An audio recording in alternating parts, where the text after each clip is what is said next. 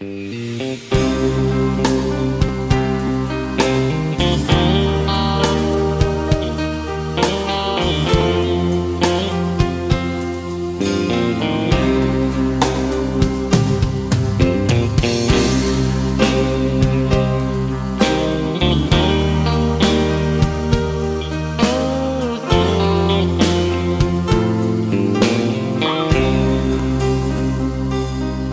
mestre veio e anunciou para E como Moisés levantou a serpente no deserto,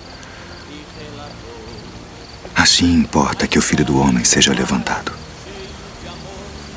para que todo aquele que nele crê não pereça, mas tenha a vida eterna. A Bíblia fala de 3 parábolas em um só capítulo. Uma da ovelha que se perdeu por estar fora de casa, longe do aprisco. A outra fala do filho que se perdeu depois que saiu de casa. E a outra fala da dracma perdida dentro de casa. O Senhor Jesus sempre chamou a atenção dos seus ouvintes com histórias que prendem a atenção e transporta essa pessoa para o reino espiritual, dando assim sentido à história, à narrativa, de forma que Jesus tinha estratégias para anunciar a mensagem do Evangelho. O Senhor Jesus era o maior contador de história com H, história verídica, história que fala do novo nascimento em Jesus Cristo. E digo que quem beber desta água terá sede outra vez. Mas quem beber da água que eu der, nunca mais terá sede. Este homem me disse tudo o que eu tenho feito. Ele deve ser o Cristo.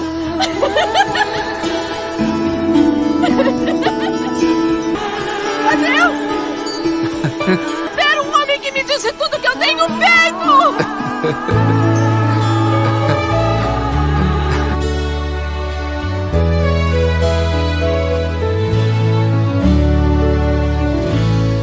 Quem é como tu, Senhor, que se encurva para ver a terra, se encurva para ver a terra, se encurva para ver a terra. Quem é como tu, Senhor, que se encurva para ver o céu.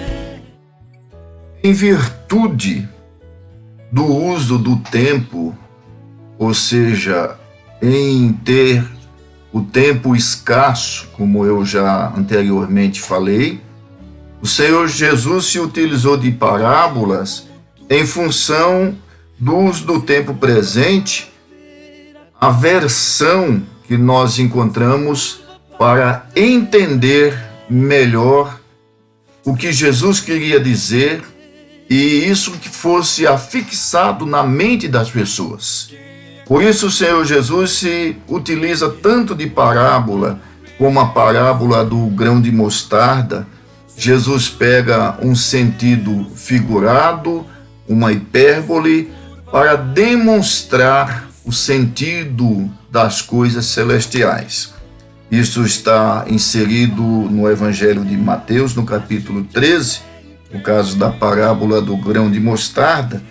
Também o material usado, ou seja, material útil de fonte, escritos canônicos. O Antigo Testamento temos no Salmo, por exemplo, o Salmo 104, verso 12, verso 16, verso 17. Também Ezequiel, capítulo 17, versículo 23. Daniel, capítulo 4, versículos 10 a 12.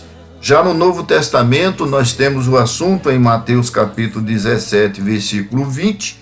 E Lucas, capítulo 17, versículo 16, versículo 6. Por que que o Senhor Jesus sempre mencionou textos que a Bíblia confirme que esta passagem ela é a verdade? Para prender a atenção do ouvinte. Já os escritos judaicos primitivos, as parábolas, elas eram a raiz do assunto, aonde havia de brotar uma flor no campo por toda a eternidade. Isso é, prender a atenção do ouvinte e, por sua vez, anunciar uma verdade que jamais pudesse ser esquecida.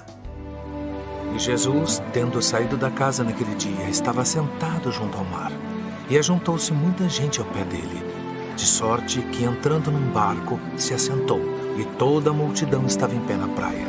E falou-lhes de muitas coisas por parábolas, dizendo: O reino dos céus é semelhante ao homem que semeia boa semente no seu campo. Mas dormindo os homens, veio o seu inimigo e semeou joio no meio do trigo e retirou-se.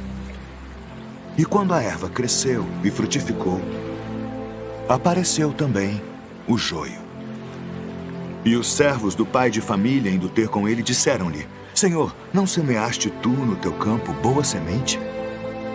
Por que tem então um joio? E ele lhes disse: Um inimigo é que fez isso.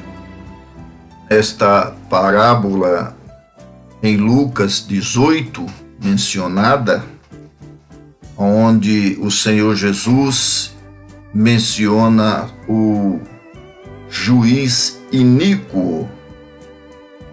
Esta parábola trata do pecado do orgulho e seus males. Jesus proferiu 3 parábolas relacionadas com a oração.